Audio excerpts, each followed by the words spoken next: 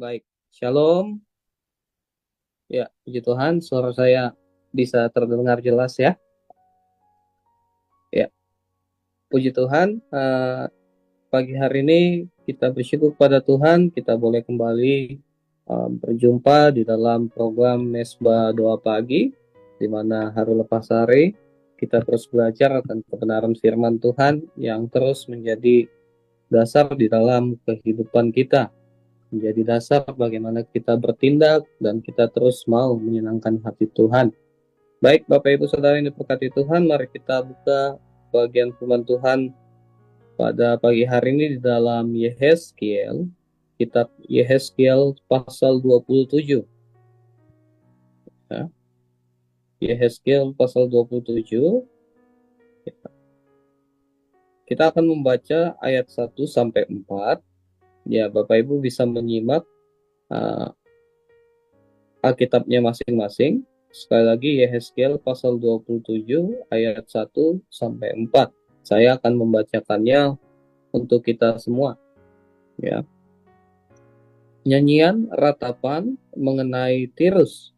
Datanglah firman Tuhan kepadaku, hai engkau anak manusia, ucapkanlah suatu ratapan mengenai Tirus, dan katakanlah kepada Tirus yang terletak di pintu masuk lautan dan yang berdagang dengan bangsa-bangsa di banyak daerah pesisir.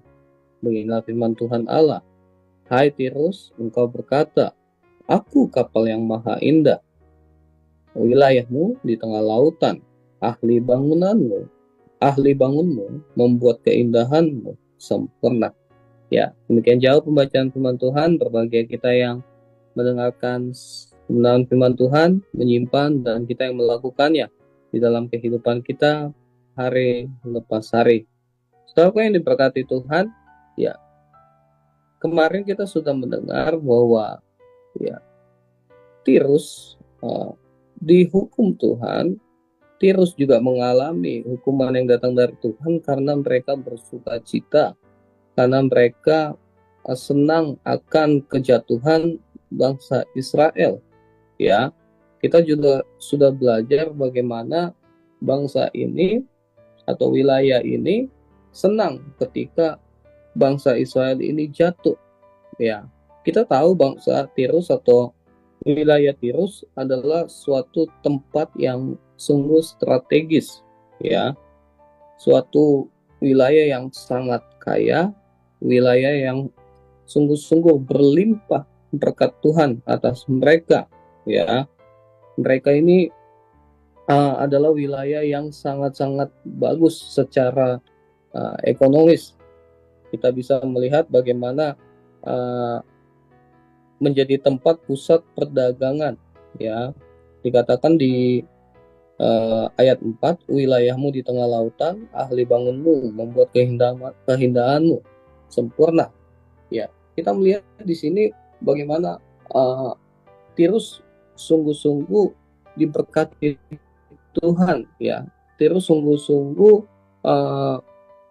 kaya, dia banyak sekali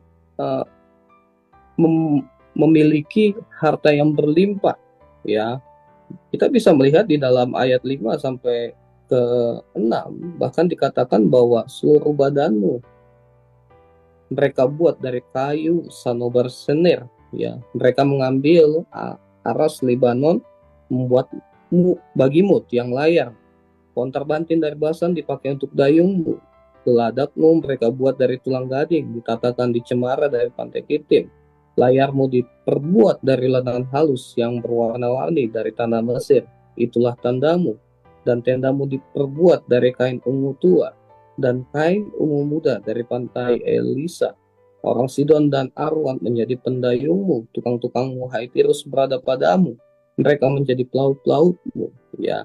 Ini menggambarkan bagaimana sungguh makmurnya wilayah ini, atau bangsa ini, ya, sungguh diberkatinya bangsa ini. Tetapi rupanya saudaraku yang diberkati Tuhan, ya, ada suatu kesombongan yang mereka miliki, ya, ada satu kebanggaan tersendiri yang membuat mereka menjadi bangsa atau wilayah yang eksklusif, ya. Artinya Pokoknya saya diberkati, saya kaya, saya hebat, saya nggak peduli akan bangsa yang lain, ya. Saya senang apabila bangsa lain itu jatuh, ya, sehingga tidak ada yang seperti saya. Ya, kira-kira seperti itu. Nah, rupanya ini tidak Tuhan senang, ya, melalui perantaraan Nabi Yeskiel, ya. Yeskiel mengingatkan pesan Tuhan agar mereka tidak berlaku seperti orang yang sombong, tidak berlaku seperti orang yang hanya mementingkan dirinya sendiri, atau kita katakan sebagai pribadi yang egois, ya. Kalau kita lihat di ayat 27 dikatakan, hartamu, barangmu, daganganmu, anak kapalmu dan pelautmu, tukang-tukangmu dan pedagangmu dengan semua prajurit-prajuritmu yang ada padamu, ya, bersama seluruh penumpangmu terbenam dalam lautan pada hari tenggelammu. Ya, artinya nanti akan ada penghukuman yang Tuhan berikan kepada bangsa Tirus ini, ya, atau wilayah Tirus ini, ya. Sehingga nyata penghukuman Tuhan atas mereka. Nah, kita melihat di sini rupanya sifat yang mereka miliki Tuhan tidak suka, ya. Nah, kita bisa melihat saudaraku yang diberkati Tuhan, mengapa bangsa Tirus ini senang apabila bangsa yang lain jatuh, secara khusus Yerusalem ataupun bangsa Israel. Nah, mereka menganggap kalau bangsa Israel atau Yerusalem jatuh, ya, tidak ada lagi pesaing mereka, ya. Mereka dengan bebas nanti akan memonopoli setiap perdagangan yang ada, ya. Mereka akan semakin dikdaya, mereka akan semakin hebat, ya. Tidak ada lagi lawan bagi mereka. Jadi mereka senang apabila lawan-lawan mereka atau bangsa-bangsa yang lain itu juga jatuh, ya. Bangsa-bangsa yang lain juga lemah. Mereka senang. Artinya apa? Nanti semua perdagangan, semua kekuatan militer akan tertuju kepada mereka, bangsa Tirus ini atau wilayah Tirus ini. Nah, kita bisa melihat di sini, saudara yang diberkati Tuhan.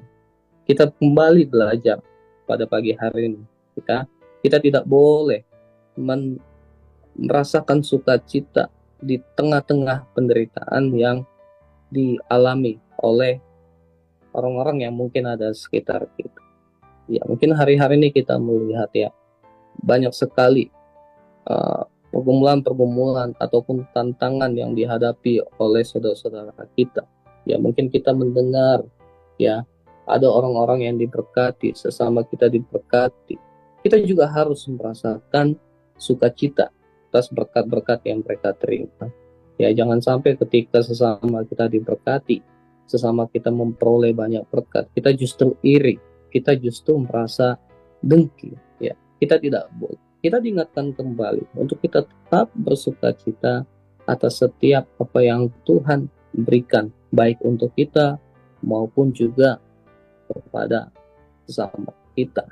Nah, yang kedua, pada pagi hari ini kita belajar, Bapak Ibu Saudara yang diberkati Tuhan, kita tidak boleh menjadi pribadi yang egois, yang mementingkan diri kita sendiri.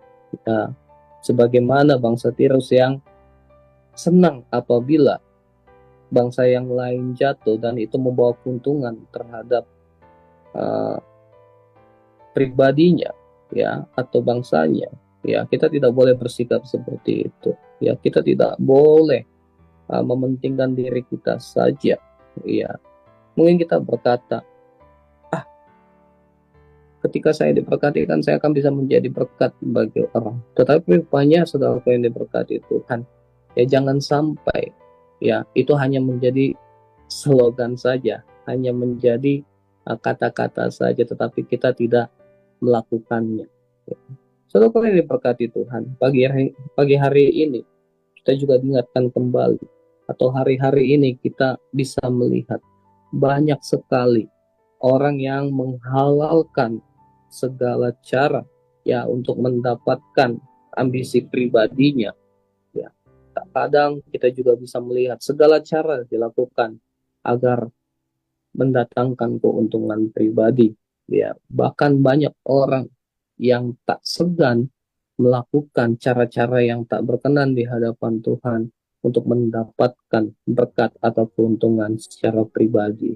Ya, entah itu uh, melakukan penipuan, entah itu melakukan manipulasi, atau bahkan banyak orang-orang yang tak segan menyingkirkan temannya sendiri atau orang-orang yang ada di sekitar mereka hanya untuk mendapatkan keuntungan pribadi.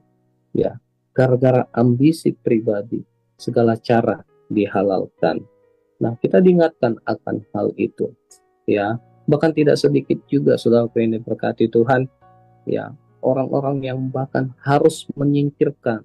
Mungkin kita bisa melihat ya, kalau di dalam dunia bisnis segala cara dilakukan, bahkan sampai menghilangkan nyawa orang pun tidak peduli.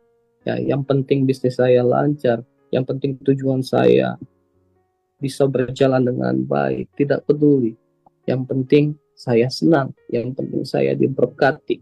Nah, pagi hari ini kita diingatkan untuk kita tidak boleh bersikap seperti itu. Ya, kita harus mensyukuri apa yang Tuhan sudah punya.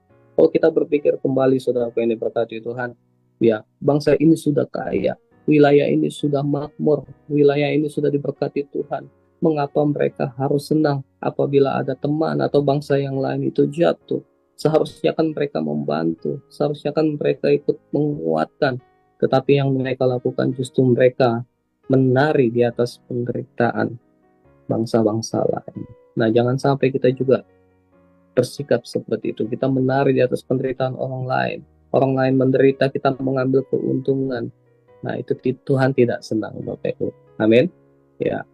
Nah, saudara ini diberkati Tuhan, bagaimana caranya supaya kita ya bisa terhindar dari sikap mementingkan diri sendiri, sikap serakah, sikap egoisme. Ya mungkin kalau kita sering ya mendengar bahwa ada satu kalimat yang sangat uh, mengkritik sekali bagi kita, bahwa manusia itu sifatnya tidak pernah puas. Ya, manusia itu tidak pernah puas dengan apa yang dimiliki. Ya, tetapi saudara yang diberkati Tuhan, kita diingatkan, rupanya ada saatnya Tuhan menyuruh kita untuk kita menikmati apa yang ada sampai yang Tuhan izinkan ada saat ini. Nah, ada saatnya Tuhan mengatakan bahwa ini sudah cukup, nikmatilah ada ya apa yang ada. Nah, lakukan diberkati Tuhan. Yang pertama yang harus kita miliki ketika kita bisa terhindar dari sikap mementingkan diri sendiri, kita harus bersyukur dengan apa yang kita punya. Yang kedua, kita harus memiliki sikap berbagi. Ya, kita harus bisa menjadi berkat bagi orang lain. Kita harus bisa menjadi berkat bagi sesama kita. Kita juga harus bisa membagi kasih itu kepada orang lain, ya. Sehingga saudara yang diberkati Tuhan, kita bisa terhindar dari sikap ketamakan. Kita bisa terhindar dari sikap serakah, ya.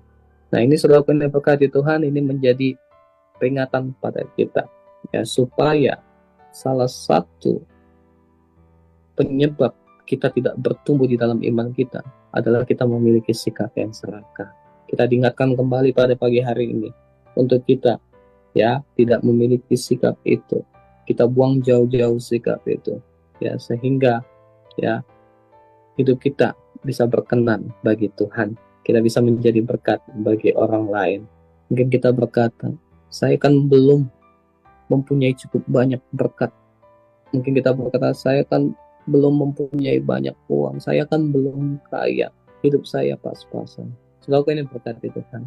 Ya, kita diingatkan kembali, ketika kita memberi di dalam kekurangan kita, maka di situ akan ada berkat-berkat Tuhan. Amin.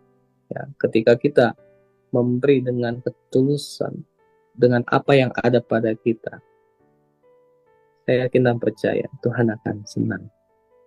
Saudara yang diberkati Tuhan, biarlah firman Tuhan pada pagi hari ini boleh mengingatkan kita untuk kita memiliki sikap yang murah hati.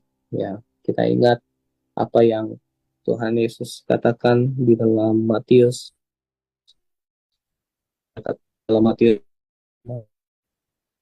di bahwa berbahagialah orang yang bermurah hati. Ya, kita harus memiliki sikap murah hati, dan jangan sampai kita terjebak di dalam sikap egoisme dan keserakahan di dalam kehidupan kita. Tuhan Yesus kiranya memberkati kita. Di nama Tuhan, mari kita berdoa.